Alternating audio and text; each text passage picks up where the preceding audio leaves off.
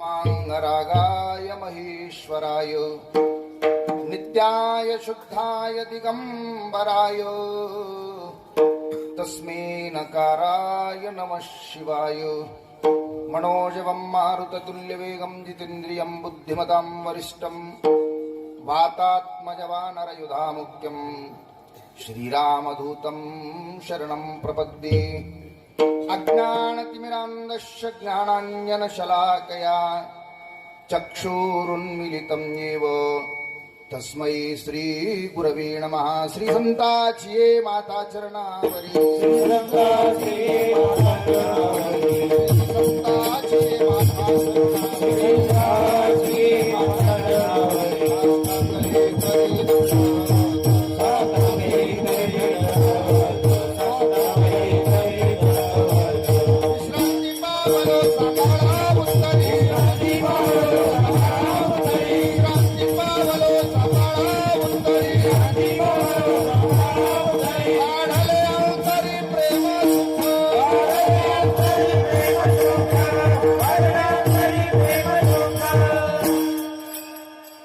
अखिल coat ब्रह्मांडाधीश प्रभू थोर साधू महात्म्यांच्या कृपा प्रसादाने पवित्र अशा आपल्या अंतरगाव नगरीमध्ये गेल्या बरेच वर्षापासून हनुमंतरायाच्या दरबारामध्ये वार्षिक नियमाने चालू असलेलं भव्य दिव्य नामयज्ञ सोहळा आणि यंदाच्या सप्ताहातील आजचा हा 6वा दिवसाचा कीर्तन पुष्प आयोजक मंडळाच्या वतीने, सप्ताह कमिटी, मंदिर कमिटीच्या वतीने आजची सेवा तुम्हा सर्व श्रोते मायबापांच्या आणि सुंदर अशा गुंजन मंडळाचे दर्शन असतो। आजची सेवा माझ्या वाटेला आलेली आणि सेवेला निवडणारा अभंग 4 चरणाचा देहूचे सुप्रसिद्ध वैराग्य साधू जगद्गुरु जगद्वंदनीय तुकोबाराय महाराज यांचा सतसंगतीचं महत्व सांगणारा अभंग आहे। सतसंगतीमध्ये काय फलप्राप्ती आहे, सतसंगतीचं महत्व आणि सत्संगती आमच्यासाठी कितपत फायद्याची आहे, अशा स्वरूपाचा 4 चरणाचा अभंग सेवेसाठी निवडलेले आहे। विठ्ठल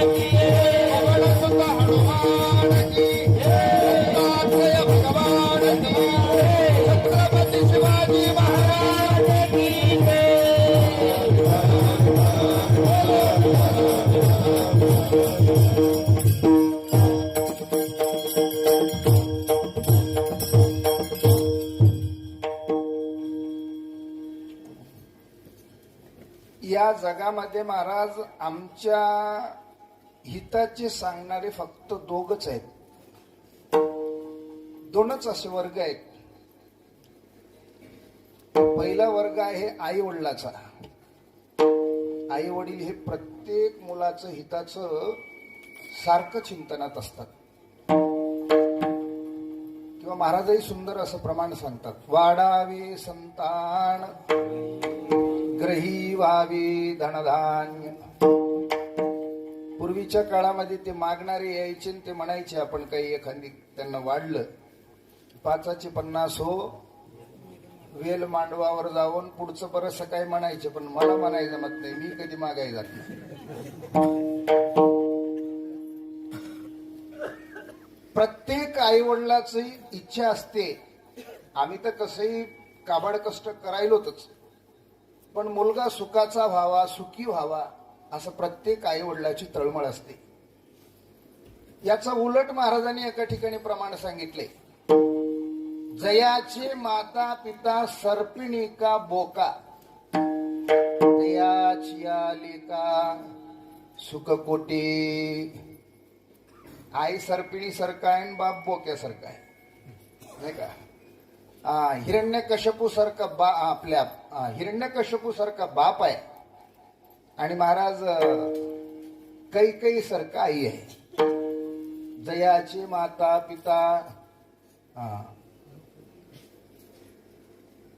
असं असेल तर आई वडिलाचाही त्याग करायला काही हरकत नाही. महाराज सांगतात, प्रल्हादे जनक बिभीषणे बंधू राज्यमाती इंदू. मुलाचं सर्वांगीण विकास पाहणं हे आई वडिलाचं काम आहे. एकच फक्त व्यवहारासाठीच नाही, त्याचं जीव सुद्धा कसं उद्धरते त्या मार्गाला लावणं, सन्मार्गाला लावणं हे आई वडिलाचं काम आहे. आणि लावणं म्हणण्यापेक्षा आई वडील तसे असतील तर मुलं आपोआपच लागतात, आहे का नाही. बापच पिणारा असल्यावर पोरग काय निघणार आहे का नाही. आजच्या काळात तर काही ते काही सांगायचं काम राहिलं नाही. पोरगा आणायला आणि बापाला द्यायला, बाप आणायला आणि पोराला द्यायला, दोघंही बसून प्यायचं टाइम आजच्या काळात आलेले. आणि म्हणून महाराज वडील हे सारखं मुलाचं चिंतन करतात, मुलाचं हिताचं चिंतन करतात. पण त्या आई वडिलाच्या चिंतनाच्या पाठीमागे एक हेतू आहे महाराज. जसं की मुलगा सुखाचा झाल्याच्या नंतर आम्हाला सुद्धा सुख लाभते, आहे का नाही. ते एखाद्या नोकरीला वगैरे लागलं तर आम्हाला काही दुसरं काही करायचं नाही, फक्त आम्हाला नेऊन तिथं सुखानं ठेवते, एवढी तरी आई वडिलाची इच्छा आहे. पण साधू संतांचा आई वडिलासारखंच एक वर्ग आहे, त्यांच्याकडे इच्छा कुठल्याच प्रकारची नाही महाराज. प्रीती आहे उद्धार करण्याची, लाभाची गरज नाही. महाराज सुंदर प्रमाण सांगतात, ऐशी कळवळ्याची जाती, ऐशी कळवळ्याची जाती, ऐशी कळवळ्याची जाती, ऐशी कळवळ्याची जाती, ऐशी कळवळ्याची जाती,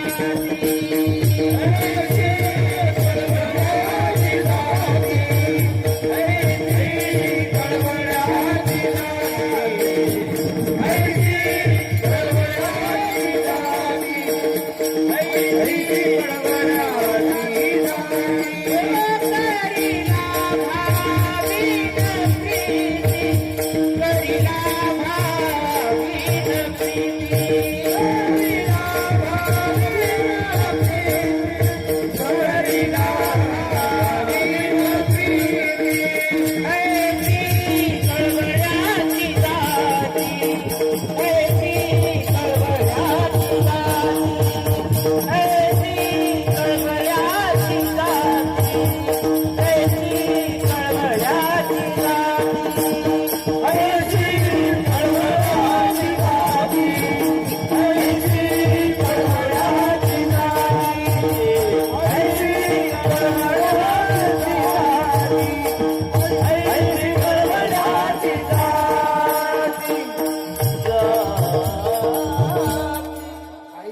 कळवळ्याची जाती, करी लाभावीन प्रीती. लाभाची गरज नाही, प्रीती मात्र आहे महाराज उद्धार करण्याची. या बुडालेल्या जगाची कळवळा कोणाला आहे? संतांना आहे. बुडते जण नदी खवी डोळा, येतो कळवळा. या बुडालेल्या जगाची कळवळा साधू संतांना आहे. आणि लाभाची मात्र गरज नाही महाराज. आता लक्षात आलं म्हणून सांगून जातो. बाकीच्या ठिकाणी हे दोन वर्ग जर आम्ही सोडलो तर बाकीच्या ठिकाणी ते आमचा वापर करून घेतील, आमच्या स्वतःचं हिताचं कोणी सांगणारं जगात उरलेलं नाही. आमचे गुरुजी सुंदर दृष्टांत सांगायचे. एक मुलगा सासरवाडीला निघालाय म्हणे आणि आईला म्हणू लागला, आई मी सासरवाडीला जाऊ का? आईने सांगितलं सासरवाडीला जा, पण तिथं गेल्याच्या नंतर जावयाचं काही तुरा दाखवू नकोस, थोडस नम्रता धारण करून राहा, लवून बंजून राहा. लवून म्हणल्यावर ते शाण्यानं असं विचार केलं, आपल्याला लवून जायला सांगितलं, घरूनच लवून जायला सुरुवात केली. इथून पुढे गेल्यावर पाटोद्यासारखं एक गाव आणि त्या गावातले 4 एकर टाळक्याचे खणस आदल्या दिवशी कोण्यातरी चोरानं खुडून नेलं होतं. हे अख्खं गाव चोर पाहू लागलं आणि हे एका शेताच्या बाजूने वाकत जाऊ लागलं. माणसं म्हणले हे रातर्षात चोऱ्या केलं जमलं, पण दिवसा सुद्धा वाकत चाललंय म्हणजे नक्की चोर असलं पाहिजे. धरून मारायला सुरुवात केली. मारत असताना त्यानं पाया पडायला सुरुवात केलं, मारू नका, मी आपली पत्नी आणण्यासाठी सासरवाडीला चाललेले. मग असं वाकत जायला तुला कोणा सांगितलंय? सासरवाडीला जात असताना थोडस थाटात गेलं पाहिजे, हा हो करीत गेलं पाहिजे. मंत्र बदललं, हा हो. पुढे पुढे गेल्याच्या नंतर एक असं सुंदर गाव आणि त्या गावाच्या अलीकड महाराज एक नदी, आणि त्या नदीवरती 2 दिवसापासून हरण पकडणाऱ्या एका पारद्यानं जाळं घालून बसलं होतं. 2 दिवसापासून हरण काही सापडेना. योगायोगानं हरण सापडायचं, तेवढ्या जाळ्यात येऊन अडकायचं, हे जाऊन हा केलं की त्याचं हरणही पळालं. तेही मारायला सुरुवात केलं. मूर्खा, हरण पळवतोस? ते म्हणलं हरण पळवायला आलो नाही, मी आपली पत्नी आणण्यासाठी निघालो. त्या पारध्यानं याला मंत्र सांगितलं महाराज, एक फसलं दुसरं का फसाना, एक फसलं दुसरं का फसाना, म्हणजे एक तर हरण फसलच, दुसरं सुद्धा येऊन फसल. हे मंत्र कोणाच्या हिताचं आहे? कोणाच्या हिताचं आहे? पारद्याच्या हिताचं आहे. ते प्रवाशाचं मागं लावून दिलं तर प्रवाशी तसं म्हणत निघालं. पुढे पुढे गेल्याच्या नंतर योग असं, कीर्तन संपल्याच्या नंतर आमचे भजनी गावाकडे जाऊ लागली. आता 2 भजनी होते, रात्री 12 वाजले होते. 11ला कीर्तन संपले आणि गावाकडे जायला 12 वाजले. गावाच्या अलीकड नदी असल्यामुळं नदी काठच्या गावाला डेरे असतात. ते तुम्हाला काही सांगायचं काम नाही, तुम्हाला अनुभव आहेतच. त्या डेऱ्यामध्ये मोटरसायकलचं समोरचं चाक फसलं आणि मागल्या चाकाला धरून दोघंही भजनी वडायलेत. आणि हे शाणा तिथं जाऊन म्हणायले, एक फसलंय दुसरा का फसाना, असं तडके द्यायला सुरुवात केली की नाही? मूर्खा म्हणले, थंडी वाजायला लागली, घरला जायचंय आणि तू म्हणतो दुसरं का फसाना. असं झाल्यावर दुसरं का निघणं म्हणलं पाहिजे. मंत्र बदललं, एक निघाला दुसरं का निघाना, एक निघाला दुसरं का निघाना. पुढे गेल्याच्या नंतर नांदेड सारखं मोठं गाव लागलं. त्या गावातला एक मोठा सावकार, देवदेव करणारा, परमार्थ करणारा आणि सर्वांच्या सुखदुःखात सहभागी होणारा, ते योगायोगानं काळाच्या तडाख्यात उडालं. त्याची प्रेत यात्रा घेऊन लोक गावातून बाहेर यायलेत. हे काय म्हणायले? एक निघाला दुसरं का निघाना. माणसं म्हणले, काय अपेस आहे? अरे कालपासून आमच्या गावात कोणाला जेवण नाही, खावण नाही, तू म्हणतो दुसरं का निघाना. असं म्हणलं, असं माणूस मेल्याच्या नंतर काय दुःख झालं म्हणलं पाहिजे. मंत्र त्यांना बदललं, फार दुःख झालं, फार दुःख झालं. पुढे पुढे गेल्याच्या नंतर एक मोठं गाव, नांदेड सारखी सिटी, त्या गावातला राजा, त्या राजाला 9 मुलीच्या पाठीवर बरेच मारुतीला भंडारे करतो म्हणल्यावर एक पोरग झालं. योग असं महाराज, पोरग झाला या आनंदामध्ये, आनंदाच्या भरात ते साखरपान वाटू लागलं राजा. आता ते साखरपान वाटीत रस्त्याने निघालं, त्याचं विरुद्ध दिशेने हे यायला लागले, फार दुःख झालं, फार दुःख झालं. ते म्हणलं, मला आनंद झाला, तुला का बरं दुःख झालं? त्याने मारायला सुरुवात केलं. हो बुवा म्हणलं, मारू नका, मी आपली पत्नी आणण्यासाठी निघालो, मला काही दुःख नाही सुखही नाही. मग मला मुलगा झाल्यामुळं सुख झालंय म्हण. मंत्र बदललं, फार सुख झालं, फार आनंद झालं, फार आनंद झालं. पुढे पुढे गेल्याच्या नंतर एक मोठा जंगल लागला. त्या जंगलात माझ्यासारख्या संन्याशाला राहायला कोणीतरी झोपडं घालून दिलं. त्या झोपड्याच्या बाजूने एक बिडीवाला जाऊ लागला, रस्ता होता. ते बिडी पेटून घेतले, उन्हाळ्याचे दिवस होते, त्यांना काही पेटवा म्हणून पेटली नाही बिचाऱ्यानं, काडी टाकून दिली आणि त्या काडीनं झोपडं पेटलं. आता ते झोपड्यातून काही लोक महाराजाला ओढायलेत, काही लोक सामान बाहेर काढायलेत. तेवढ्यात हे शाण तिथं जाऊन म्हणाले, फार आनंद झालं. माणसं म्हणले, यानंच लावून दिलं. मग कमी मारले असतील काय म्हणाला. त्यावेळेस मात्र त्यानं विचार केला, आता पुढच्या गावच्याच जर आपण विचार ऐकलो, पत्नी आणायची लांबच राहिली गड्या. म्हणलं, आपल्याला सासरवाडी सापडत नाही, आहे का नाही? आपल्याला सुद्धा महाराज मुक्तिरूपी पत्नी वरायची आहे. दृष्टांत बाजूला ठेवा, सिद्धांताकडे या. तुका म्हणे मुक्ती परणिली नोवरी, नाही का? ती मुक्तिरूपी पत्नी वरायची असेल तर इतरत्रंच्या सान्निध्यात जमणार नाही, ते संतांच्या सान्निध्यात महाराज एका ठिकाणी सांगतात, संताविन प्राप्ती नाही ऐसे वेद देते वाई, ऐसे वेद देते वाई, ऐसे वेद देते वाई, संताविन प्राप्ती नाही ऐसे वेद देते वाई, ऐसे वेद देते वाई, ऐसे वेद देते वाई, संताविन प्राप्ती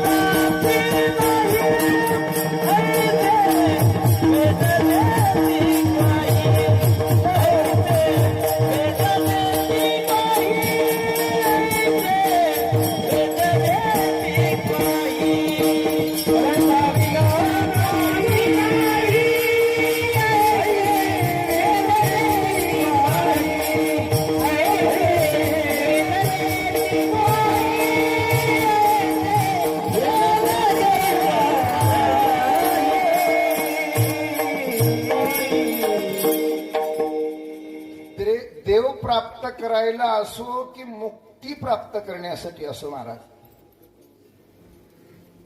मुक्त होणं म्हणजे देव प्राप्त करणं आहे, याचा व्यतिरिक्त दुसरं काहीच नाही. देव प्राप्त होण्यासाठी असो की मुक्ती प्राप्त करण्यासाठी असो, इतरत्र लोकांच्या सान्निध्यात जमणार नाही, ते संतांच्या सान्निध्यामध्ये. आता महाराज, संतांच्या सान्निध्याशिवाय देव प्राप्त होणं शक्य नाही, संतांच्या सान्निध्याशिवाय आम्ही मुक्त पावणं शक्य नाही. मुळात आम्हाला संतच मिळणं तेवढं सोपं नाही. बहु अवगण ऐसा भेटी, बहु अवगण ऐसा भेटी, बहु अवगण ऐसा भेटी, बहु अवगण ऐसा भेटी,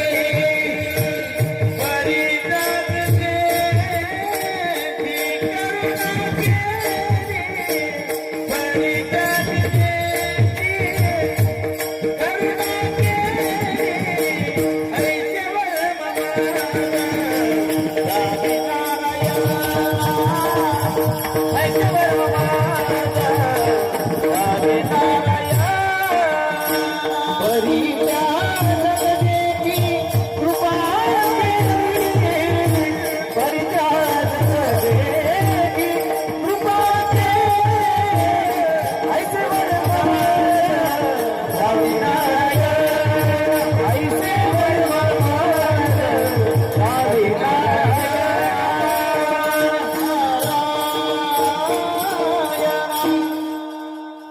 बहु अवघड आहे संत भेटी. किती अवघड आहे असं जर म्हणत असाल तर भागवतात सुंदर ओवी आली आहे. नात्राया खूप सुंदर सांगतात, व्याघ्र सिंहाचे दूध जोडी, चंद्रामृत हाता चढी, परी हारी प्रियाची भेटी ना तुडे, दुर्लभ गाडी मनुष्या. कोणाची? हरिप्रियांची, हरिभक्तांची नाही. हरिभक्त तारका घेतल्यावर किती काही येतील.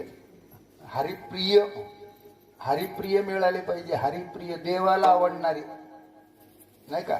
देवाला आवडणारे म्हणजे देवाच्या जवळचे, नाही का? ठामपणे देव माझा म्हणणारे पाहिजे, मी देवाचं म्हणणारी नाही. आम्ही सर्वेच म्हणायला लागलो की आम्ही सर्व देवाचे होत म्हणून, आहे का नाही? पण देवाला आवडणारे जे संत आहेत ते संत आणखीन एका ठिकाणी महाराज सुंदर प्रमाणे सांगतात, चंद्रामृत सुखे सेववीन, असता जाता रवी धरवी, बाह्य हिळा सागर तरवी, परित्या साधूची भेटी न होईल गा. पहा, चंद्राचं अमृत सेवन करणं सुद्धा सोपंच आहे म्हणतात महाराज. ते पौर्णिमेच्या मध्यरात्री समुद्राच्या मध्यभागी गळत असते आणि त्याला चकोर नावाचे पक्षी आहे. ते पक्षी त्या समुद्रावर जाऊन उलटे बराऱ्या मारून त्याचं सेवन करते. का तर या पौर्णिमेला जर सेवन नाही केलं तर पुढच्या पौर्णिमेपर्यंत त्याला उपाशी राहावं लागते. बाकी दुसरं काही खायला त्याला जमत नाही. म्हणून महाराज त्या चंद्राचं अमृत ते सेवन केल्याशिवाय घरला येत नाही. त्या पक्ष्याची जर आम्ही संगत केली तर महाराज म्हणतात चंद्राचं सुद्धा अमृत आपला हाती लागणं सोपंच आहे. चंद्र अमृत सुखे सेववेल असता जाता रवी धरवेल. अस्ताला जाणारा सूर्याला धरणं सोपं आहे का? नाही. नाही पण ते करून दाखवले ना सांडल्यानं. 3 दिवस सांडल्यानं दिवसच निघू दिले नाही ना. ते सुद्धा सोपंच आहे. आस्था म्हणजे रवीला धरणं सुद्धा सोपंच आहे. सागर तरुण जाणं सोपं आहे का? गंगा नाही ते अंतर्गावची. समुद्र आहे समुद्र. समुद्र तरुण जाणं सोपं आहे का? नाही. पण ते सोपं करून दाखवलं. काल परवाच एक मला वाटतं 6-7-8 महिन्यांखाली तामिळनाडूची एक मुलगी आहे. ती श्रीलंकेपासून रामेश्वरापर्यंत 13 तासात पोहत आली. 20 वर्षाच्या आतली मुलगी आहे. म्हणजे सागर तरुण जाणं सुद्धा सोपंच आहे. मुलगी आहे ते, मुलगा नाही. आणि 20 वर्षाच्या आतली मुलगी आहे. म्हणजे सागर तरुण जाणं सुद्धा सोपंच आहे. पण महाराज म्हणतात त्या साधूची भेटी होणं सोपं नाही. कोणत्या साधूची? त्या देवाला आवडणाऱ्या. आता महाराज साधूच्या 3 वर्ग सांगितल्यात. एक केवळ स्वार्थी, दुसरा केवळ परार्थी, तिसरा स्वार्थी परार्थी. केवळ स्वार्थी जंगलामध्ये बसून कठोर तपश्चर्या करणारी मंडळी. त्यांची साधना खूप कठोर आहे. या काळात ते हिमालयात बर्फात बसून साधना करायला लागलेत. त्यांना देवही प्राप्त झाला असेल. पण तमोगुणी असल्यामुळे ते लोकांना जवळच येऊ देत नाही. त्याचा अनुभवच कोणाला सांगत नाही. कबीर महाराज म्हणतात ना, कहत कबीरा सुनबय साधू जिशीने पाये उशीने छिपाया रे. त्याचं परमार्थ त्याच्याच कामाचं आहे. ते अनुभव लोकांना सांगत नसल्यामुळे त्याचं परमार्थ आमच्या काही कामाचं नाही. आता केवळ परार्थी उदाहरणार्थ मलाच घ्या. अनुभव स्वतःच काहीच नाही, फक्त पाठांतर करणे लोकांच्या समोर सांगणे. त्याबद्दल नाथराया सुंदर अशी एक ओवी सांगतात भागवतामध्ये. जाणे चाकिली नाही चवी ते दुजिया ते कैसे अनुभव दावी. या लागी जो पूर्ण अनुभवी तो तारी सतशिष्यासी. अनुभव पाठांतराचं ज्ञान तर आजच्या काळामध्ये काही कमी. बालकीर्तनकारण, महिला कीर्तनकारण वगैरे वगैरे वगैरे काही कमी निघाले नाहीत. आहे का नाही? हा, कधी कधी ते पाठांतर केलेले काय व्हायला लागले, अनुभवाला आलेले नसल्यामुळं. पहिल्या सुरुवातीलाच मी कालच कुठलं तरी व्हिडिओ पाहिले. ओम नमो ज्ञानेश्वरा म्हणल्यावर ते पुढचं काय म्हणायचं ते जमलंच नाही. ते मग पुन्हा ओम ओम नमो तुकयान, ओम नमो ज्ञानेश्वरान, ओम नमो तुकयान, ओम नमो 2दा-3दा म्हणल्यावर ते भजण्यानं म्हणले. विठ्ठल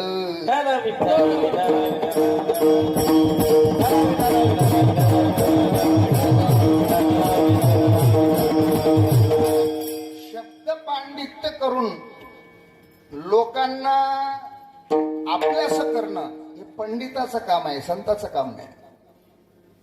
म्हणून महाराज सांगतात ना, बहु दुधड जरी झाली म्हैस गाय तरी होईल काय कामध्ये. खूप दूध देणारी गाय किंवा म्हैस असेल तर तिला जर्शी म्हणता येते आपल्या भाषेत, पण ते काम देणं होऊ शकत नाही. हा, तसं खूपच जर ज्ञानी असेल तर त्याला पंडित म्हणता येईल, ते संत होऊ शकत नाही. का संत होऊ शकत नाही महाराज?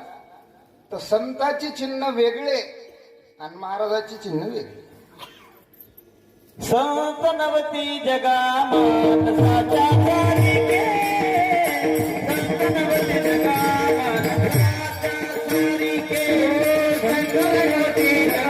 मानसाच्या चारिके.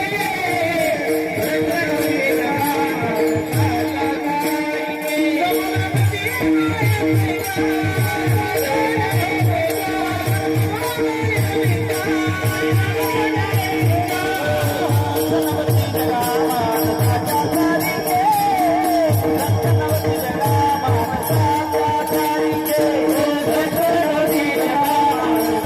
चारिके. संत नवती जगा मानसाच्या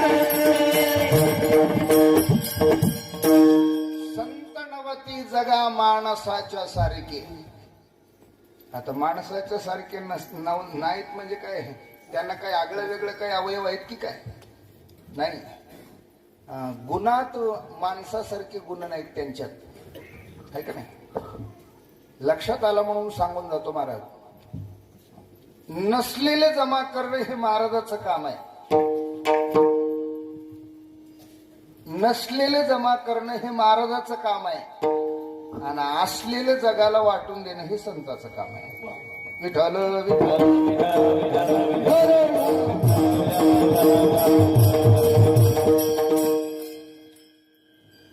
आयफोन घेऊन सुद्धा लोक व्हॉट्सअपवर टाकायलेत आज मी आयफोन घेतलाय म्हणून. कोणाच्या बापाचे पैसे होतं म्हणाला. लोकांना तुम्हाला आयफोन घ्यायसाठी पैसे दिलेत काय म्हणाला. जरी यदा कदाचित तुमच्या नशिबाने घेतलं तर व्हॉट्सअपवर टाकायची काय गरज आहे. वस्तुस्थिती सांगायला लागलो मी. संतांनी संतांकडे वैराग्य होत आणि आता करायला लागलेले परमार्थ वैतागाचा आहे, वैराग्याचा नाही. करावं लागते म्हणून करायचं आहे का नाही. नियम नाही कुठल्या प्रकारचं आणि त्याग नाही कुठल्या प्रकारचं जीवनामध्ये. मुळात परमार्थ त्याग आणि पावित्रतेचा आहे. परमार्थ कोणाचा आहे? त्यागाचा आणि पावित्रतेचा आहे. कर्मणुकीचं साधन म्हणजे परमार्थ नाही. आणि आजच्या काळात कर्मणुकीचं साधन झाले शब्द पांडित्य करणाऱ्या माणसांना प्राधान्य आहे आजच्या काळात. आचरण काही असो मग ते येता धाब्यावर का खाऊन आलेलं राहील. त्यांना फक्त लोकायला हसवावं आणि लोकांचं मनोरंजन 2 तास करावं. काय महाराज होते गड्या, महाराजाला जोड नाही. आचरण कसंही असो, आचरणाचं काही देणं घेणं नाही. संतांकडे आचरण आहे आणि महाराजाकडे देखावा आहे. काही गोष्टी माझे लागतात बरेच लोकांना. लागलं तर माझी कोणासोबत काही सोयरीक करायची नाही आणि माझी काही द्यायची नाही, द्यायची काही करायची नाही, आहे का नाही.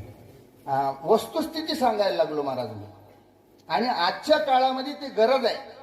आला का ध्यानात. आता धोंडा उचलले की कीर्तनकार तयार झालाय. धोंडा उचलले की कीर्तनकार. मी कोणाची टिंगल करीत नाही पण स्वतःचं आचरण काहीच नाही. आला का ध्यानात. जे शेती करणारा माणूस आहे त्याला गावाच्या बाहेर गेल्यावर पॅन्ट घालायची काय गरज आहे. ते नोकरीला असेल तर घाल जाऊ धोतर काढून पॅन्ट, आहे का नाही. तू शेतकरी माणूस गावातही गेल्याच्या नंतर तुला काय गरज आहे ती पॅन्ट घालायची. हे पहा तुम्हाला सांगतो, पहिल्यांदा आचरण आणि तदनंतर परमार्थ. परमार्थ म्हणजे दुसरं काहीच नाही. आमच्या स्वतःमध्ये बदल होणे याचंच नाव परमार्थ आहे. विठ्ठल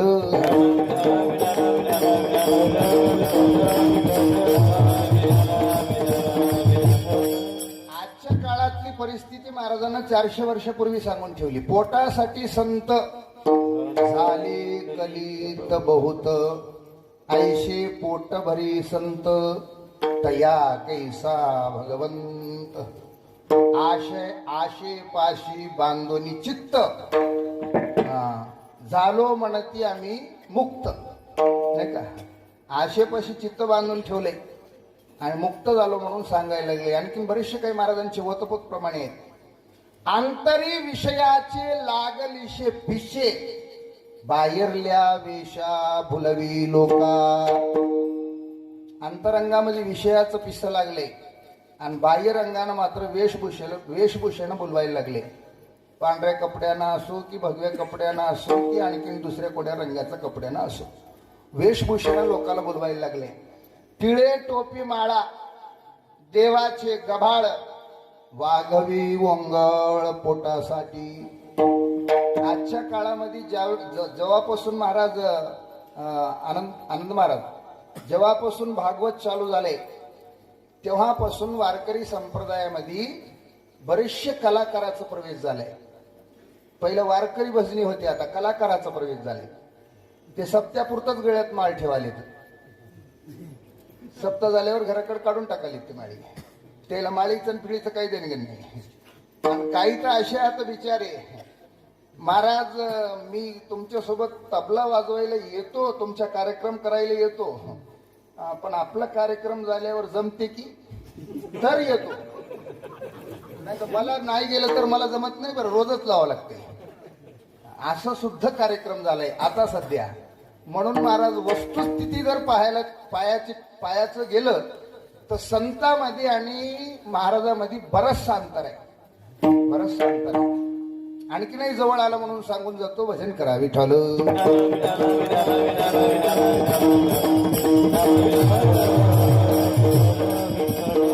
अमृताची गोडी पुढीला सांगाशी, आपण उपवाशी मरोनिया. भंडाऱ्याचं वरण खाल्ल्याच्या नंतर चव सांगता येते की पाहिल्याच्या नंतर?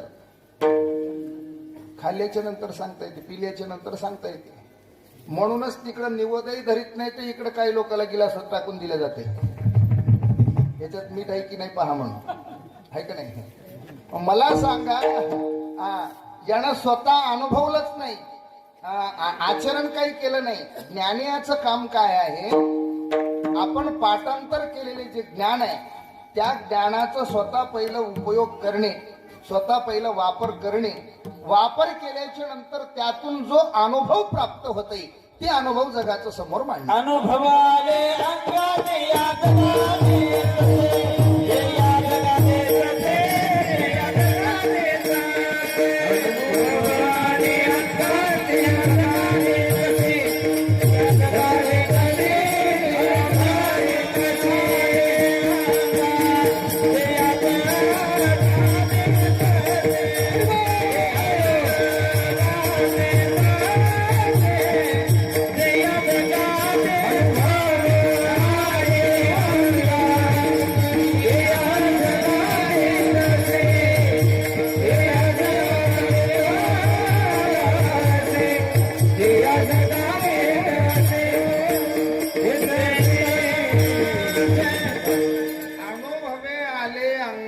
ते या जगात येत असे. अनुभव नसलेले ज्ञान आंधळ ज्ञान आहे महाराज, लक्षात आलं म्हणून सांगून जातो. बरच रात्र झालं तरी एक गाढव शेतामध्येच थांबलेले आहे.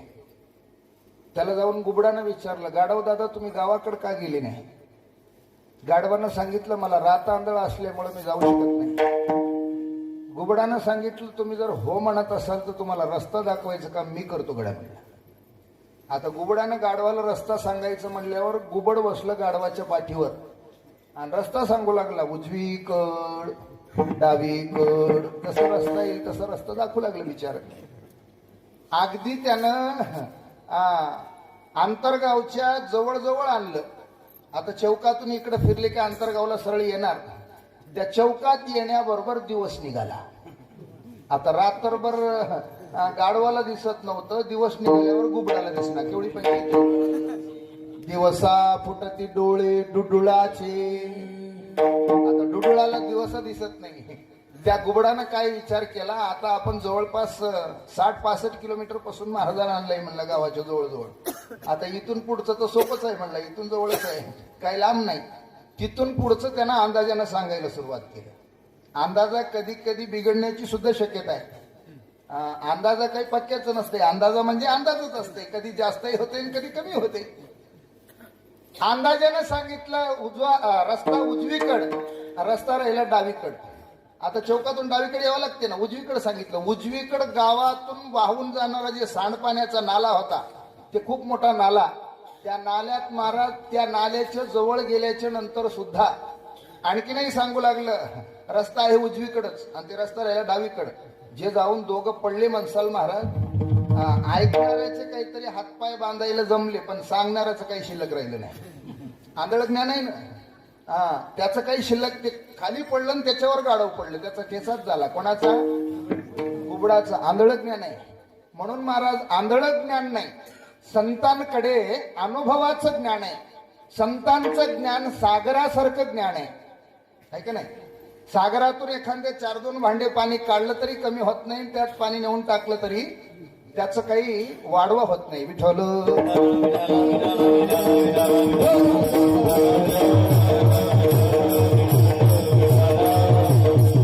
म्हणून महाराज साधूची, लक्षणाने युक्त संताची. उगच आपण कोणालाही उठले की संत म्हणायला लागलो, लिंब वारून देणाऱ्याला आपण संतच म्हणायला लागलो, दोऱ्या घालणाऱ्याला आपण संतच म्हणायला लागलो, नाही का. ये भाराभारी अजिबात संताकडे नाही. नेण्याती काही नामस्मरणा वाचोनी. काही भारून देतय आणि माझ्यापाशी येऊ नका आणि मला शिवू नका, शिवू नका, लांबून राहा म्हणतय. ते आपल्या वारकरी संप्रदायाच्या वाङ्मयाच्या संबंधित संत नाही. विठ्ठल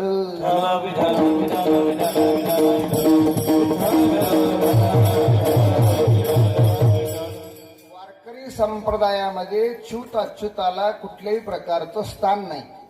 सवळं आणि ववळ्याला कुठल्याही प्रकारचं स्थान नाही. म्हणून मला शिवू नका, मला शिवू नका म्हणते आणि काहीतरी भारून देतय जवळ गेले की, आणि एक हा तुमचं नीट होतंय म्हणते. हे संताचं काम नाही. हे असे सर्व जोडधंदे करायचं महाराजांचं काम आहे, हे संताचं काम नाही. अर्ध कीर्तन होऊ द्यायचं, कीर्तनामध्ये सांगायचं की आमच्या इथं गोशाळा आहे, मग ते गोशाळ्यासाठी तुम्ही काहीतरी मदत करा. आम्ही काही कोणाला मागत नाही, पण आमची जोळी फिरते तुमच्या कीर्तनात. भिक्षा पात्र अवलंबणे जळो जिणे लाजिरवाणे. तुझे दास्य करू आम्ही का मागो खावया, आम्ही का मागो खावया.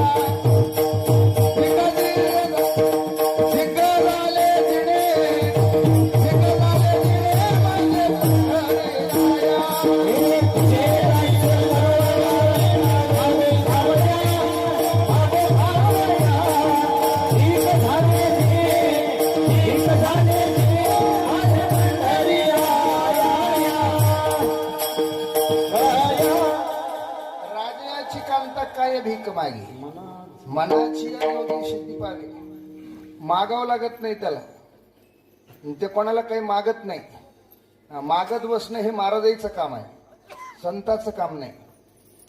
जसं देव ठेवील त्यात समाधान असते ते संत आहे, आणि नसलेले जमा करते ते महाराज आहे. मी आताच बोलून गेलो तुम्हाला. म्हणून महाराज नुसतं वेशभूषा बदलल्यानं नाही का, माळी वगैरे धारण केल्यानं, खूप लई मोठे माळी घातल्यानं, माळ घालू नये असं माझं मत नाही, पण बरेच काही लोकांचं असं मत आहे माळी घालावं पण कालरच्या वरून घालावं लोकाला दिसायसारखं, आणि ते लई मोठे माळी घालावं. मी अशा मताचा माणूस आहे. मधात असलं तरी माळच आहे आणि बाहेर असलं तरी माळच आहे. बाहेर तू तेवढं कालरच्या वरून घालायला लागलं असतं मग लोकाला बुडवायसाठीच आहे, असं स्पष्ट माझं मत आहे. आलं का ध्यानात? म्हणून परमार्थ अंतरंगाचा आहे, बाह्यरंगाचा नाही. परमार्थ लोकाला दाखवायचं नाही. झालं हो. अंतरीची घेतो गोडी, पाहे जोडी भावाची. परमार्थ अंतरंगाचा आहे हे बोलू लागलो मी, परमार्थ बाह्यरंगाचा नाही. म्हणून महाराज जास्त वेशभूषेनं, वेशांतर केल्यानं, देशांतर केल्यानं नाही का, भाषांतर केल्यानं संत होते की नाही मला सांगता येत नाही, पण विरक्त झाल्याच्या नंतर मात्र नक्की तो संत होते. या संसाराला तुच्छ मानल्याच्या नंतर तो नक्की संत होते. म्हणण्यापेक्षा महाराज त्या संसारात असून सुद्धा महाराज एका ठिकाणी सांगतात,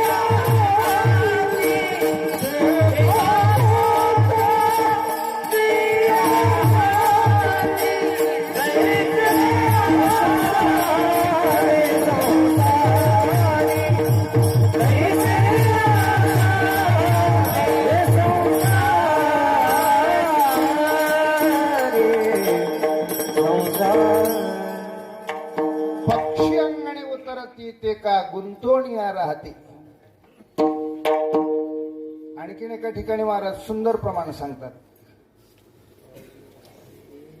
सत्यवादी करी संसार सकळ, आलिप्त कमळ जळी जैसे.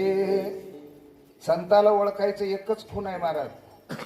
जगाच्या प्रवाहाच्या उलट प्रवाह संताचा असते. जगाच्या प्रवाहात संत वाहत नाहीत, संताचं प्रवाह जगाचं उलट असते. विठ्ठल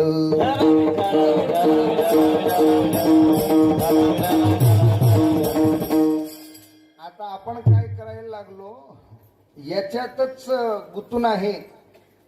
ते रोजही पत्नीसोबत फोटो काढायला लागले आणि स्टेटसला लावायला लागले आणि त्याला आपण चांगला संत आहे म्हणायला लागलो.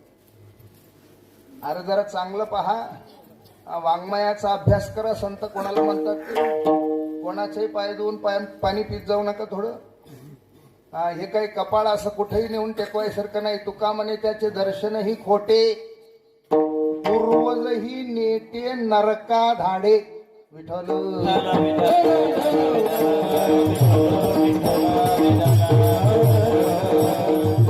संसारात असून सुद्धा कबीर महाराज सांगतात तोंडातलं जिबी सारखं संत असतात. कसं असतात? तोंडातलं जिबी सारखं. संसार में ऐसा रहिना जैसे मोह में जीभ रहिती, कितनी भी घी खाओ तो चिकनी नहीं होती.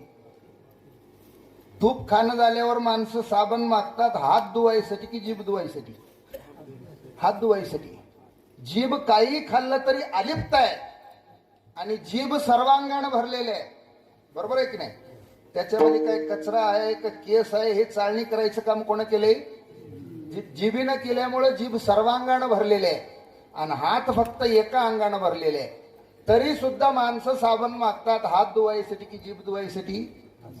हात धुवायसाठी. हात लिप्त झालेले आहे आणि काही खाऊन सुद्धा जीभ अलिप्त आहे. आणि संत सुद्धा साधकाची दशा उदास असावी, उपाधी नसावी अंतर्बाह्य, लोलोपता काय निद्रिते जिनावे, भोजन करावे परिमित. नाही का?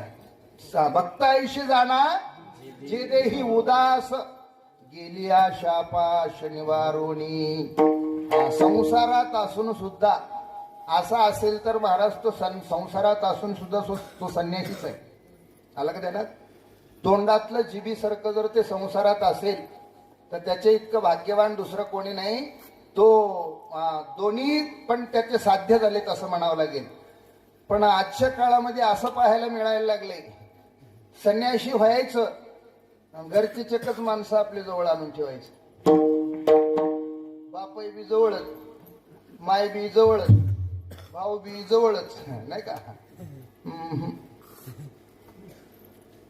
आशेपाशी बांधोनी चित्त. नाही महाराज, असं संन्यास होऊ शकत नाही. संन्यासी जीवन हे सार्वजनिक जीवन आहे. हे कोणाचं एकट्याचं घरचं नाही. नाही का? हे याच्यावर कोणाचा एकट्याची सत्ता नाही. तुमच्यावर जसं एकट्याची सत्ता आहे. तुम्हाला बाजूवाले फोन लावून बोलतात का? तुमच्याच घरच्याचं सारखं सारखं फोन येते. है का नाही? कोणालाही फोन केला तरी उत्तर द्यावं लागतं. हे संन्यासी जीवन आहे का नाही? तुम्हाला फक्त एकट्याच घरच्याचं बंधन आहे आणि आम्हाला प्रत्येक गावचे लोक आमच्यावर बंधनात आहेत. महाराज कुठं जातात, काय खातात, कसं राहतात, या सर्व चौकशी कोण करते? समाज करते. म्हणून हे सार्वजनिक आहे. हे एक कोणाचं एकट्याचं मालमत्ता नाही. म्हणून संन्याशी हे समाजासाठी असावा. कोणाच्या एकट्यासाठी असणारा तो संन्याशी होऊ शकत नाही. मग ते घरच्यांसाठी असो किंवा एखाद्या भक्ताला सुद्धा जवळ धरून त्याच्याच जवळ जाणं, त्यालाच खाऊ घालणं, त्याच्याच जवळ राहणं दुसऱ्याला अजिबात नाही. ते तर संन्यासाचा धर्म नाही. संन्याशी हे समाजासाठी नाही का? आणि मग संसारी असेल तर मग तोंडाच्या जिभीसारखं त्या संताचं आचरण असतंय. ते संताचं काम आहे. त्याला महाराज स्वार्थी परार्थी वर्गाचे संत म्हणतात. त्या संतांचं काम असं आहे, सेवितो हा रस वाटितो अनिका, ग्यारे होऊ नका राण भरी. आणि म्हणून महाराज अशा लक्षणाने युक्त साधूची, लक्षणाने युक्त संतांची आमच्या जीवनामध्ये जास्त वेळ संगती करण्याची गरज नाही. अर्धा क्षण घडता संताची संगती, तेणे होय शांती महत्पापा. अर्धाक्षण डोळ्याचं पातन लावून आम्ही उघडतो तेवढंच वेळ एक क्षणाचा आहे. त्याच्यातली सुद्धा अर्धीच वेळ जर सत्संगती झाली तर महाराज म्हणतात महापाप नाहीसं होते. पापाचे 3 प्रकार आहेत, पाप, उपपाप आणि महापाप. कळत न कळतपणे आमच्याकडून घडतंय ते पाप आहे. पुण्यकरिता होय पाप, आणि कळून सुद्धा करणे हे उपपापाचे लक्षण सांगितलेत. हे केल्याच्या नंतर आपल्याला दोष लागतंय हे समजून सुद्धा आता मला कोण पाहायला लागले, अंधार पडलंय म्हणून केलेले जे काही कर्म असतात त्याला उपपापाचे लक्षण सांगितल्यात. महापाप, स्त्री हत्या, गोहत्या, बाळहत्या, ब्राह्मण हत्या, याला महापापाचे लक्षण सांगितल्यात.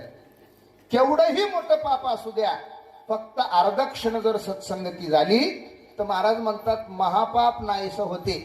म्हणून महाराज सांगतात माझा जर अधिकार त्या संतांच्या दारामध्ये माणसाचं जन्माला जर घालण्याचा अधिकार नसेल तर कसं आहे महाराज, बी पेरिले एरंडा, रस मागे कोण्या तोंडा, केले कर्म झाले त्याची भोगा आले, उपजले मेले ऐशे किती, पूर्वजन्मी पाप केले ते हे भो विस्तारले, विषय सुकना शिवंत शिविता तिमिर कोंदले, 84 लक्ष येऊन फिरता दुःख भोगिले, ज्ञानदृष्टी हरपले दोही नेत्र आंधळे. म्हणून पुढचं जन्म आम्हाला माणसाचं मिळतंय की नाही हे शाश्वती नाही. म्हणून तुकोबाराया महाराज म्हणतात माझं जर पुढचं जन्मात माणसाचं जन्म घालण्याचं जर अधिकार नसेल तर त्या संतांच्या दारामध्ये कुत्र करून जन्माला घातलं तरी जमलं. सत्संग संत समागम एकानी एकरी, संत समागम एकानी एकरी, संत समागम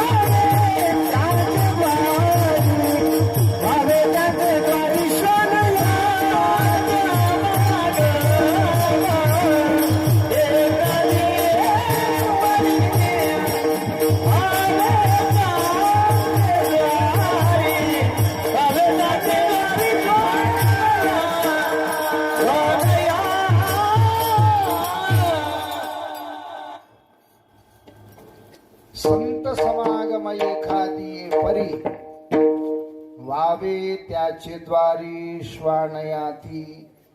आता इथं तरी कुत्र्याचं प्रमाण सांगितले. आणखीन एका ठिकाणी तर महाराज म्हणतात कुत्र सुद्धा माझा करण्याचा अधिकार नसेल तर त्या संतांच्या नाणीतला किडा केलं तरी जमलं. शेवीन उच्चिष्ट लोळेन अंगणी, वैष्णवाच्या नानी होईन किडा विठ्ठल.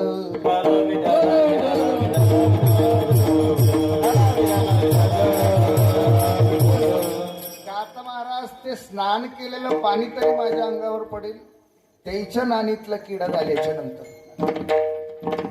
एवढा अधिकार त्या सत्संगताचा आहे, सत्संगतीचा आहे महाराज. म्हणून एका ठिकाणी भगवान श्रीकृष्ण उद्धवाला सांगत असताना सांगतात भागवतामध्ये, संत ते केवळ द्वीप, संत ते माझे निज स्वरूप, यालागी सत्संगी फिटे पाप, होती निष्पाप साधक. निष्पाप करुणी साधकाशी, ब्रह्मस्वरूपता देती त्याशी, ऐशे कृपाळुत्व साधूशी, जाण निश्चेशी उद्धवा. भगवान श्रीकृष्ण उद्धवाला सांगतात, संत म्हणजे दुसरं कोणीच नाही, ब्रह्ममूर्ती संत जगी अवतराले. ब्रह्ममूर्ती संत जगी अवतराले.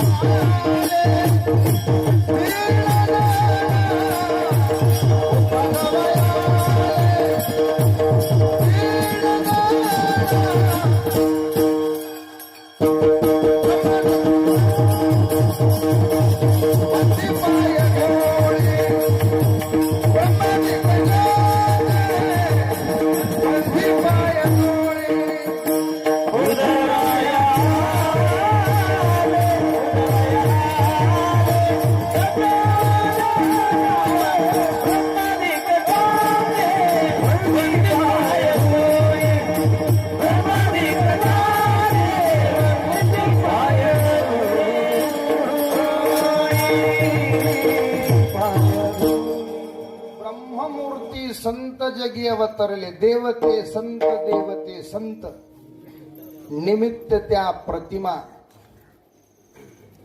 म्हणूनच महाराज बरेच काही ठिकाणी असं पाहायला मिळते,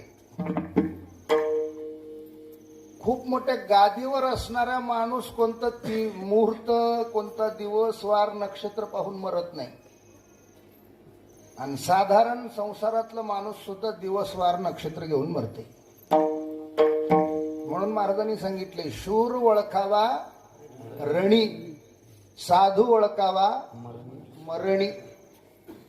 अंतकाळात जर नामाचं चिंतन करू लागला, आता त्याला दिवसवार नक्षत्र वगैरे असलं काय नसलं काय, अंतकाळात जर मुखात नामाचं जर चिंतन असेल तर आयुष्यभर नक्कीच त्यानं नामाचं चिंतन केले. अंतकाळात नामाला विसरून बाकीचं जर काही चिंतन करीत असेल तर आयुष्यभर नुसतं डोंगीपणा केले, परमार्थ केला नाही. विठ्ठल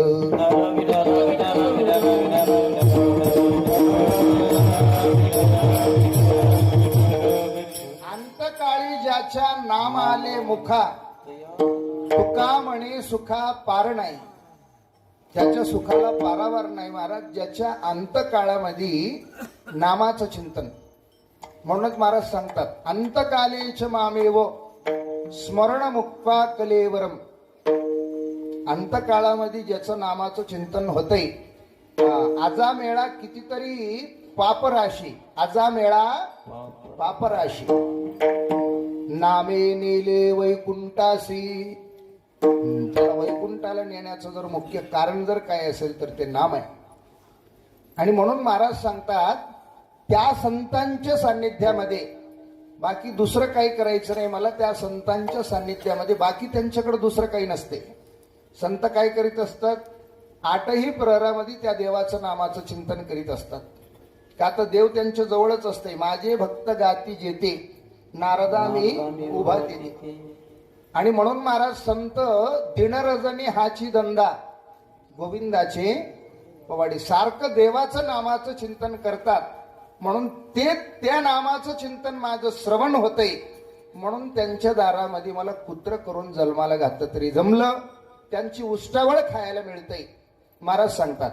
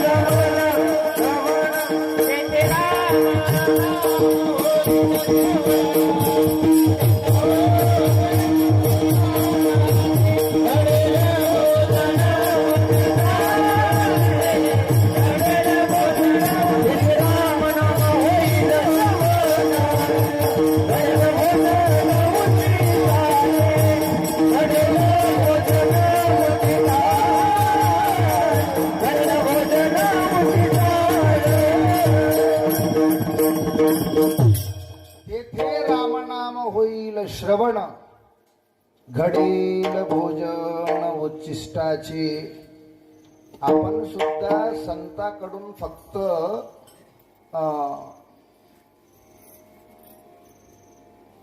व्यवहारातल्या गोष्टीची इच्छा करीत जाऊ नये.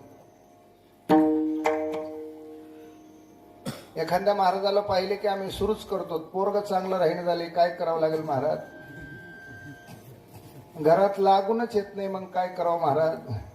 किती केलं तरी भरकतच राहिनं झालंय, काय कर? आता बरेच काही लोकांचा मुद्दा असं चालू आहे, काम करू नये पण कमाई करावं. याचं मार्ग काय आहे? असं काही मंत्र तुमच्याकडे आहे का? असा मंत्र देणारा महाराज मग चमकायला काही वेळ लागत नाही. त्याला पुढे लोक उचलून धरतात, त्या धीरेंद्र शास्त्री सारखं, है का नाही? बागेश्वर धाम, है का नाही? आणि म्हणून महाराज आजच्या काळामध्ये भौतिक गोष्टीचा विचार करणं चालू आहे. महाराज म्हणतात तसं नाही. अनन्य जिथं देवाचं नामाचं चिंतन होते त्याच देव सुद्धा सारखं योगक्षेमाचं चिंतन करतात म्हणा. भगवान श्रीकृष्ण अर्जुनाला सांगतात, अनन्याश्चिंतयन्तो माम यजना पर्युपासते तेषां नित्याभियुक्तानां योगक्षेमं वहाम्यहम. त्याचंच योगक्षेमाचं वहाम्यहम म्हणजे जवळ, त्याचं योगक्षेमाचं सारखं चिंतन करतात त्या भक्ताच्या जवळ असतात म्हणा. आणि म्हणून महाराज संताकडून बाकीचं काही चिंतन करीत जाऊ नये. संताकडून काही ज्ञानाच्या प्राप्तीच्या गोष्टीचं विचार करीत जावं. कधी नामाचा विचार करीत जावं. बाकीच्या गोष्टीचा संताकडून काही विचार करू नये. बरं, आता ते नाम असं आहे महाराज, सर्व साधनामध्ये सोपं असं साधन आहे आणि अंतरंग शुद्ध करणारं तो नाम आहे. बाह्यरंग शुद्ध होत नाही, स्वच्छ होते. कशानं? साबणानं काय होते? बाह्यरंग शुद्ध होत नाही, स्वच्छ होते. शुद्ध होण्यासाठी गंगेला जाऊन स्नान करावं लागते. वाचे म्हणता गंगा गंगा अलीकडल्या स्नानानं स्वच्छ होता येतं, शुद्ध होता येत नाही. आता महाराज बाह्यरंग स्वच्छ करण्यासाठी जसं साबणाची गरज आहे, तसं अंतरंग सुद्धा स्वच्छ करण्यासाठी, निर्मळ करण्यासाठी नामाची गरज आहे. नामाशिवाय अंतरंगातले विकार पळून जाणं शक्य नाही. म्हणून महाराज प्रत्येक संतांनी नामावर भर दिले. बाकी काही असो, आजच्या काळामध्ये बाकी सर्वच काही बरं आहे, नामावर भर नाही. मग मी कोणाचं नाव घेत नाही. कलाकार असेल, कीर्तनकार असेल, मग कोणी असेल, नामावर भर नाही. नामाचं चिंतनाकडे ध्यास नाही.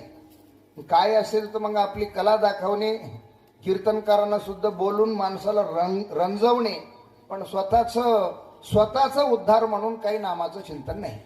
नाही तरी गेला जन्म माया, नाही तरी गेला जन्म माया, नाही तरी गेला जन्म माया, नाही तरी गेला जन्म माया.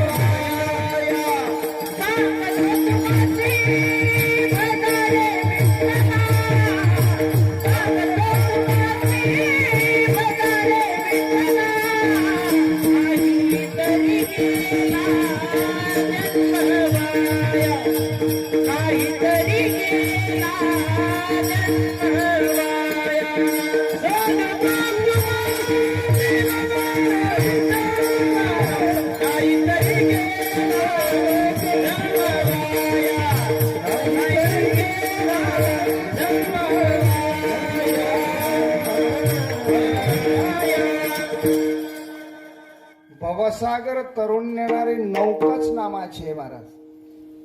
ते नाम साधूकडे आहे, त्या नामाची धुनी साधूकडे आहे. आणि आठही प्रहरामध्ये जे देवाचं नामाचं चिंतन करतात, त्यांनी गुरु केलं तरी केल्यासारखंच आहे म्हणे, नाही केलं तरी. आमचे तुकडोजी महाराज सुंदर सांगतात, जो रहे अपने मस्त धुन में वो गुरु का मंत्र लिया न लिया.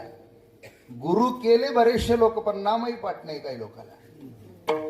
आणि काही बिचाराईनं गुरुही केला आणि काही दिवसाला सुरूही केली.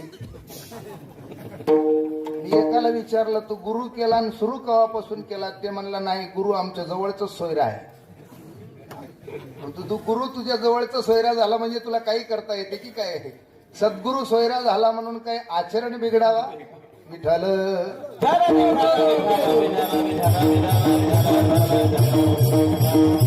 आशाला नामधारक म्हणत नाही, नामधारक त्याला म्हणतात. आनंद गीतेमध्ये सुद्धा खूप सुंदर एक ओवी आलेली आहे.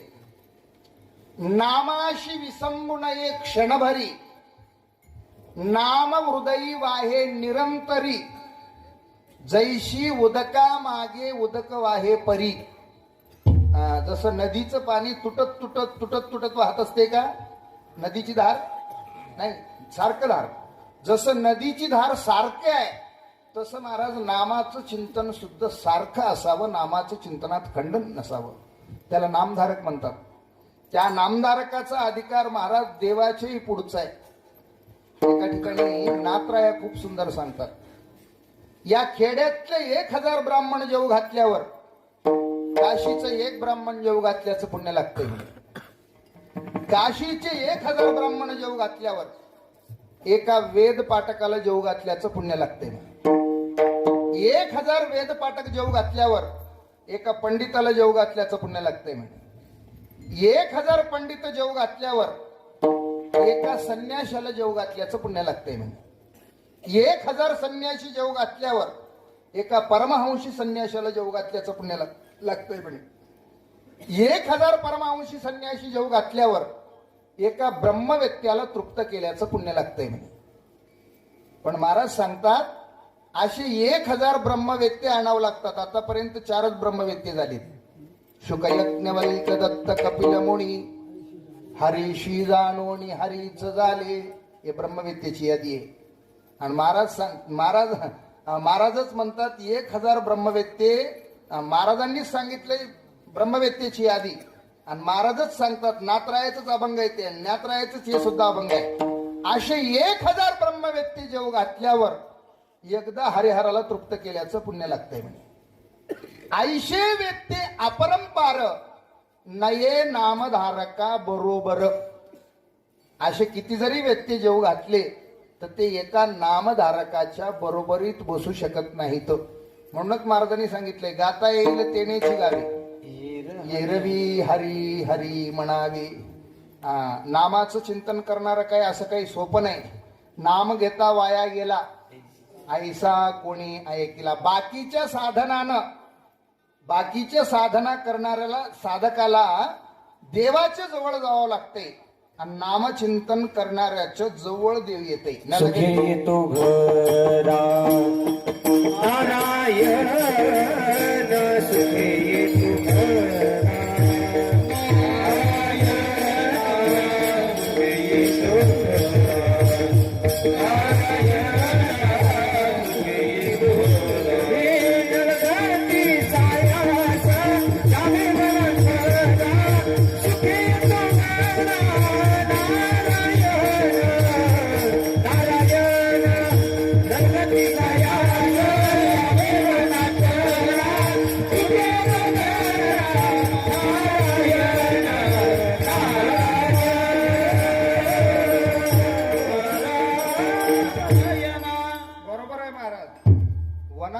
काय करता जडबरीत राजा वनात जाऊन अंतकाळात नामाचं चिंतन घडलं नाही. महाराज म्हणतात ठाईच वैसोनी करा एकचे आवडी अनंत आळवावा. माझे भक्त गाती जेते नारदा मी उभा तेथे. मी तयापाशी पांडवा हरपलो दिवसावा जेत नाम घोष बरवा करती माझा. बापाला बाप तुझा बाप कुठं आहे म्हणल्याबरोबर काही पोरं सांगतात हॉटेलमध्ये असेल. आणखीन काही पोरायला विचारल्यावर तुझा बाप कुठं आहे ज्याचा त्याचा अनुभव. आमचा बाप दुसरं कुठंच बसत नाही. फलाण्याची तर पत्त्याचं डाव बसले तिथं बसते आहे का नाही.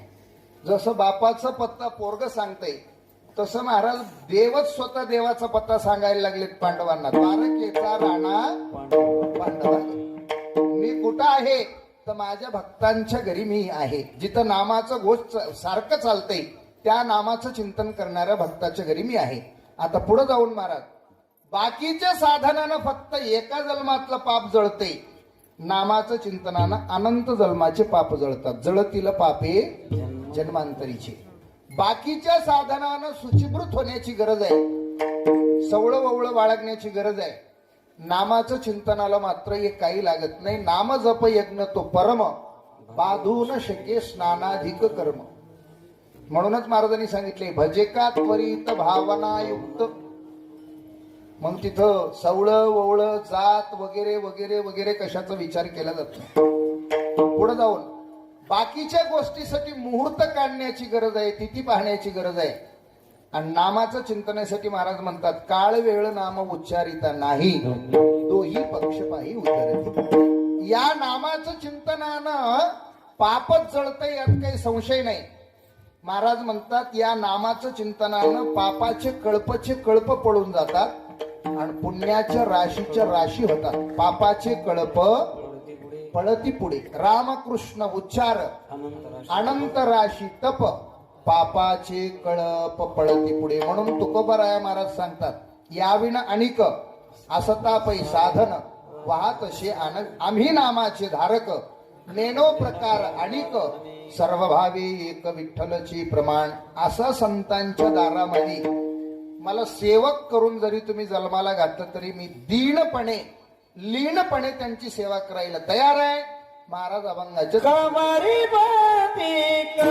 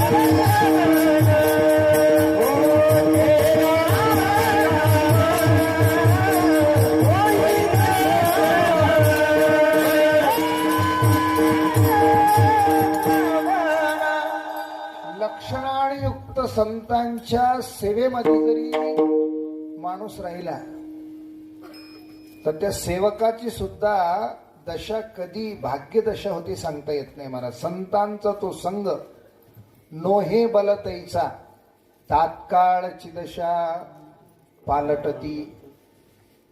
नाथरायाच्या सान्निध्यामध्ये मातंग समाजाचं एक गावबा राहायचे. संत मालिकेमधले श्रीमंत जर संत कोणते होते तर ते नाथराया. नाथरायाच्या घरी त्या काळात एक मणाचं पुरण शिजायचं.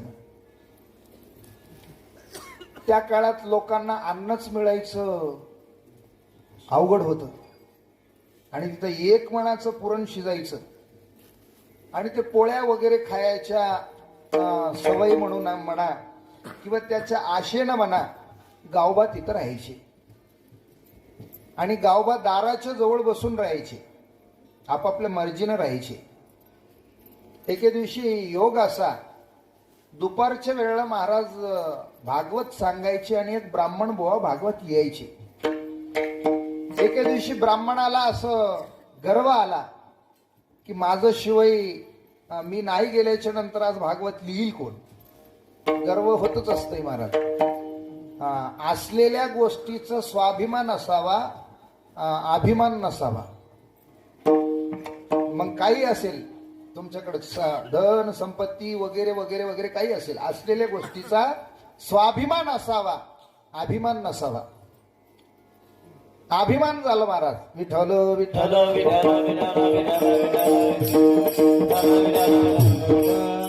नाथरायांना ते अंतरंगानं समजले. नाथराया आता महाराज संतांना हे सांगण्याचं काही काम पडत नाही.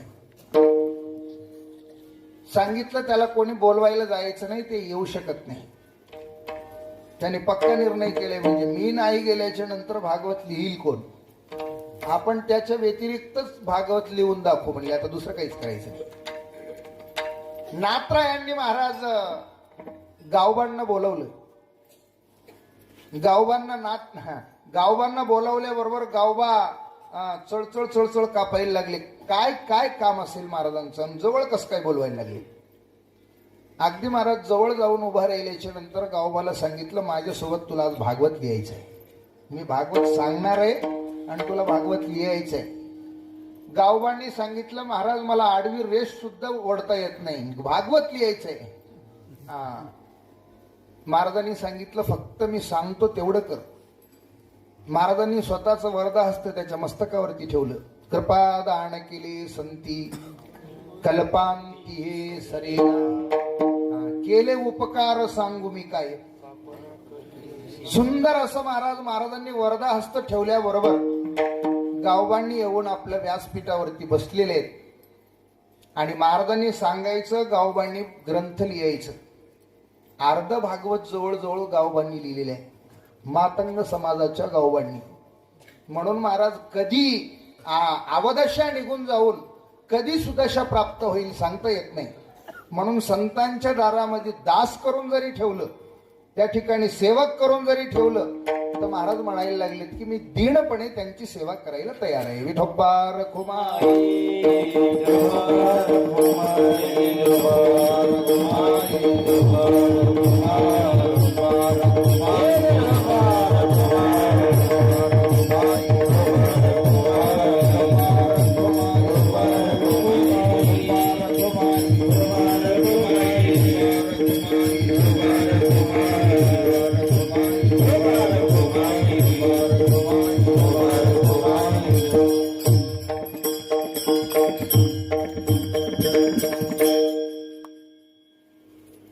आताच मी एक प्रमाण बोलून गेलोय महाराज.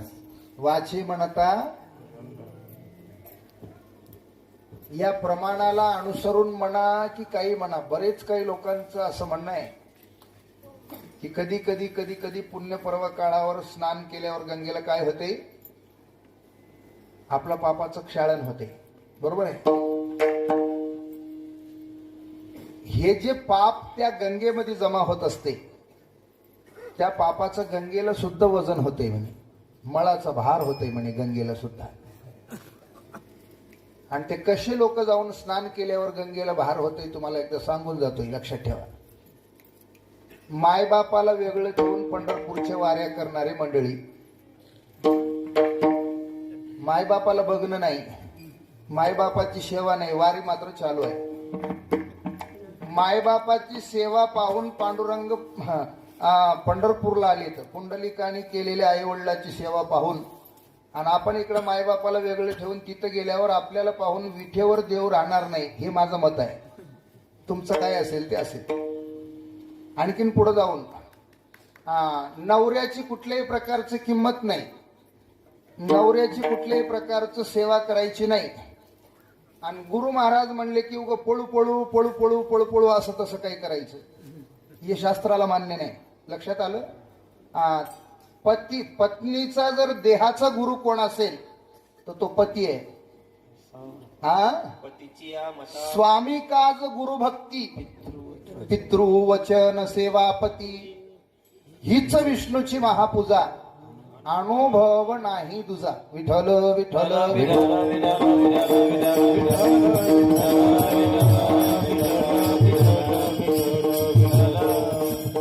म्हणून महाराज ते सुद्धा परमार्थ होऊ शकत नाही.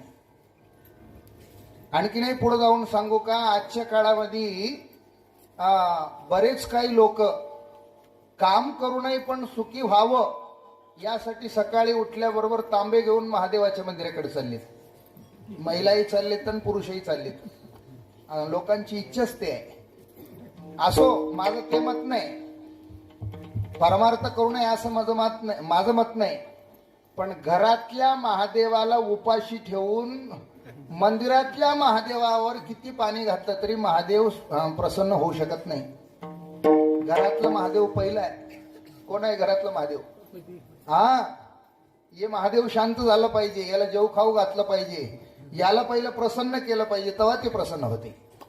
हेच प्रसन्न नाही मग पलीकडचं काही प्रसन्न होऊ शकत नाही. पुढे जाऊन एक पत्नी व्रतेने राहणार नाही, एका पत्नी सोबत राहणार नाही, व्याभिचारी माणूस आहे पुरुष सुद्धा. अशा लोकांनी जर जाऊन गंगेत स्नान करीत असतील तर अशा लोकांमुळे सुद्धा गंगा मलिन होते म्हणे. वर्म चुकून कर्म करणारे जे लोक आहेत हे जाऊन गंगेत, यमुनेत, सरस्वतीत स्नान केल्याच्या नंतर त्या नद्या मलिन होतात म्हणे, त्या मळाचं बार होते. ते मळभार उतरण्यासाठी महाराज कुठं जातात तर महाराज सुंदर प्रमाण सांगतात. तीर्थे तया ठाया येती पुणे तवावया, पुणे तवावया येते पुणे तवावया.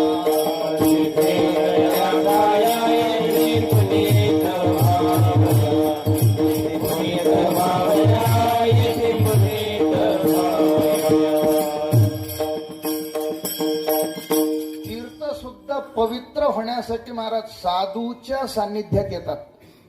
गंगा, यमुना आणि सरस्वती ह्या नद्या पवित्र होण्यासाठी साधूच्या सान्निध्यात येतात. आणि म्हणून महाराज सांगतात इथं मिळत नाही असं काहीच नाही, इथं सर्वच काय आहे. तुका म्हणे सर्व सुख त्या संगती, तुका म्हणे सर्व सुख त्या संगती.